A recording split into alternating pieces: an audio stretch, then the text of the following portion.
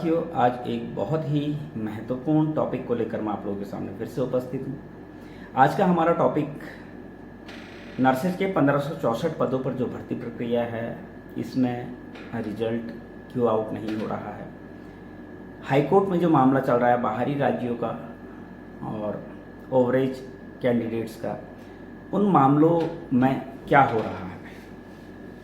क्या बाहरी राज्यों के उम्मीदवारों को बाहर किया जा रहा है या नहीं किया जा रहा है। ओवरेज मामले में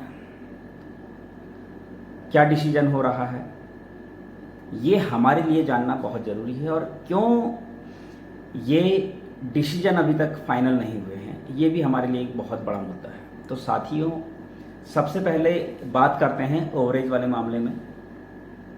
साथियों, ओवरेज वाले मामले में हाईकोर्ट में जो केस हुआ है उसमें गवर्नमेंट ने जवाब देना है। हाईकोर्ट ने प्रोविजनल परमिशन उनको दी थी। इस चीज़ को हम क्लियर समझ ले, प्रोविजनल परमिशन दी थी, सिर्फ आवेदन करने के लिए परमिशन दी थी। बाकी जो भी डिसीजन है उनको इस भर्ती प्रक्रिया में पूरी तरह से सम्मिलित करना या उनको बाहर कर देना, ये राज्य सरकार के ऊपर निर्भर करता है। अब सवाल ये है, अगर राज्य सरकार के ऊपर निर्भर करता है तो राज्य सरकार क्या कर रही है। तो साथियों, ये आप भी समझ रहे होंगे और सभी लोग समझ रहे हैं कि राज्य सरकार इसमें ज़्यादा इंटरेस्ट ले नहीं रही है, क्योंकि इतना बड़ा मुद्दा था नहीं। सिंपल सा ये केस है, प्रोविजनल परमिशन इसमें उन लोगों को मिली है। राज्य सरकार का एक जीओ है, एक नियम है, ग्रुप सी की भर्ती में बाहरी राज्यों के उम्मीदवारों को प्राथमिकता नहीं दी जाएगी। ये जीओ है उत्तराखंड गवर्नमेंट का।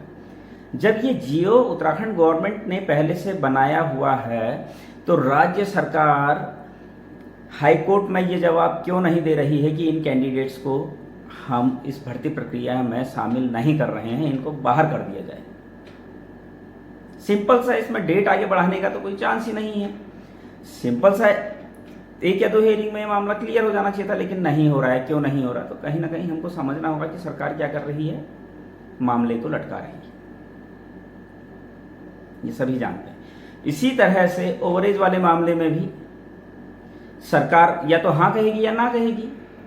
हाँ कहेगी तो किस बेस पर हाँ कह रही है उसका जवाब देगी, और ना कहेगी किस बेस पर ना कह रही है उसको क्लियर करेगी। इतना सा मतलब बहुत बड़ा मैटर नहीं है, लेकिन क्या हो रहा है, भर्ती को होल्ड किया जा रहा है, भर्ती को रोका जा रहा है ताकि भर्ती टाइम पर ना हो। इससे क्या है, हमारा जो भविष्य है वो क्या हो रहा है, धीरे धीरे अंधकार में जा रहा है। 3 साल लगभग इस भर्ती प्रक्रिया को पूरे होने वाले हैं और अभी भी सरकार इस भर्ती को सीरियसली करने के मूड में नहीं लग रही है। अभी भी इसमें आज कल करके लोगों को इतनी टेंशन इस भर्ती से हो चुकी है। रिजल्ट इसमें आउट होने को तैयार नहीं, गवर्नमेंट इसमें रिजल्ट आउट करने को तैयार नहीं, गवर्नमेंट हाईकोर्ट में जवाब दाखिल करने को तैयार नहीं, गवर्नमेंट अपना स्टैंड लेने को तैयार नहीं, गवर्नमेंट हाईकोर्ट में जवाब देकर उन पर डिसीजन लेने को। तो हाईकोर्ट तो सरकार किस चीज़ के लिए तैयार है? सरकार सिर्फ और सिर्फ क्या कर रही है, हमको जो है इंतजार करवा रही है। चाहे वो मेडिकल कॉलेज के पदों पर है, चाहे वो स्वास्थ्य विभाग के 1564 पदों पर जो नर्सिंग भर्ती प्रक्रिया शुरू हुई है उस पर है।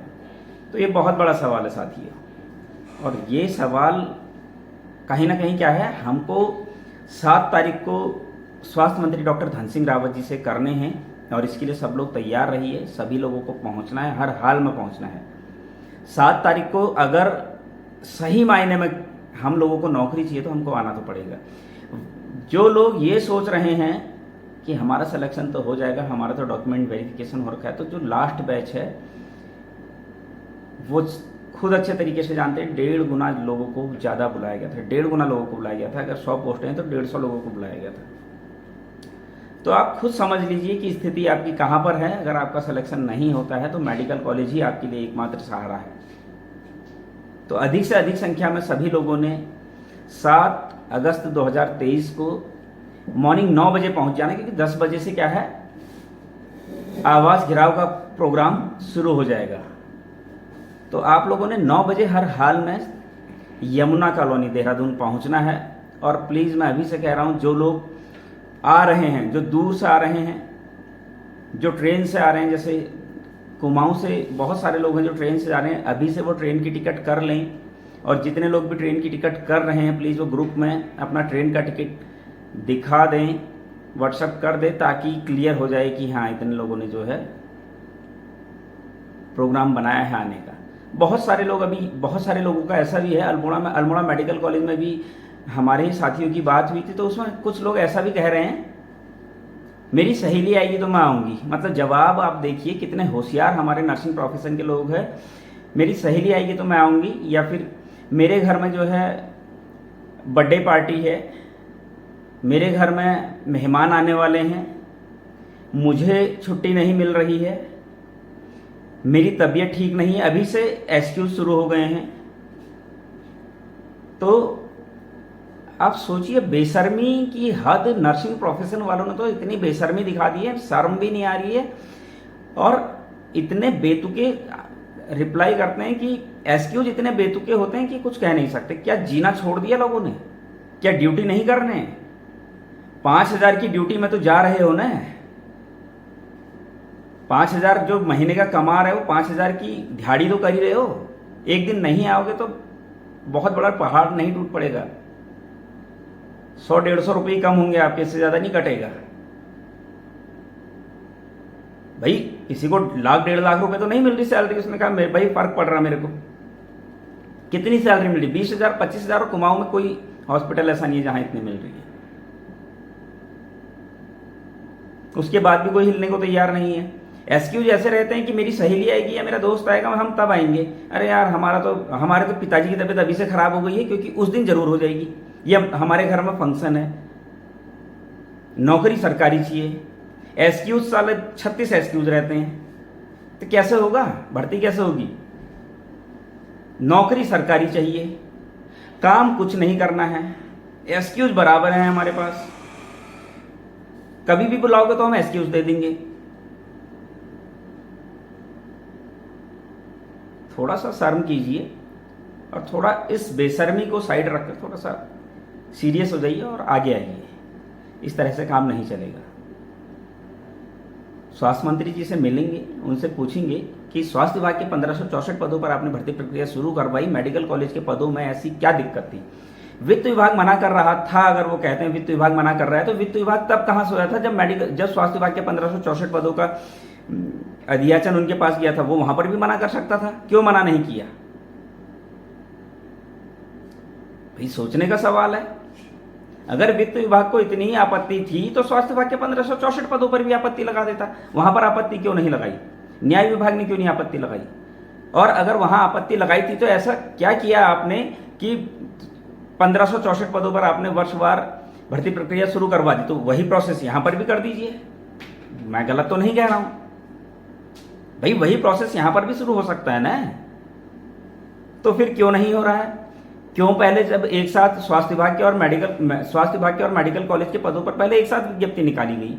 एग्जाम तो एक साथ करवा सकते हैं आप, इतने सारे सेंटर आप बनाते, वो सारी व्यवस्थाएं आप करवाते, वहां पर दिक्कत नहीं थी उत्तराखंड गवर्नमेंट को। लेकिन यहां पर दिक्कत हो गई क्योंकि यहां वर्षवार नियुक्ति है, यहां वर्षवार नियुक्ति देनी है, तो यहां दिक्कत हो गई। तो ये दिक्कत क्यों हो गई भाई? पूरी ईमानदारी से तो भर्ती हो रही है, भ्रष्टाचार तो नहीं हो सकता इसमें। जब भ्रष्टाचार नहीं हो सकता है तो फिर इस भर्ती को किया क्यों नहीं जा रहा? मेडिकल कॉलेज के 1400 पदों पर विज्ञप्ति जारी क्यों नहीं हो रही है? क्या कारण है? हम क्या समझे इस चीज को? आज क्यों हम इस चीज को सुन रहे? क्यों स्टेटमेंट आती है वित्त विभाग की कि इसमें एग्जाम होगा? तो कहीं ना कहीं ये बहुत बड़ा विषय बन चुका है। और मैं आप सभी लोगों से, उत्तराखंड के जितने भी बेरोजगार साथी हैं, नर्सिंग बेरोजगार साथी हैं, उन सबसे निवेदन करना चाहता हूं, सभी लोग अधिक से अधिक संख्या में 6 तारीख को ही आप लोग पहुंच जाएं। जो दूर के लोग हैं वो 6 तारीख को पहुंच जाए। और देहरादून के जितने भी हमारे साथी हैं उन सबसे मैं स्पेशली कहना चाहता हूं, आप लोग मैक्सिमम एक दिन की छुट्टी कर लीजिए। आप किसी भी तरीके से 7 तारीख की छुट्टी कर लीजिए। एक दिन में कुछ नहीं होता है। कभी तबीयत खराब होती है, कभी कोई अर्जेंट काम होता है, तब भी तो आप एक दिन की छुट्टी लेते हो ना। एक दिन छुट्टी ले लीजिए, प्लीज रिक्वेस्ट कर रहा हूं, लेकिन अपनी उपस्थिति दर्ज कराएं। जो लोग आ रहे हैं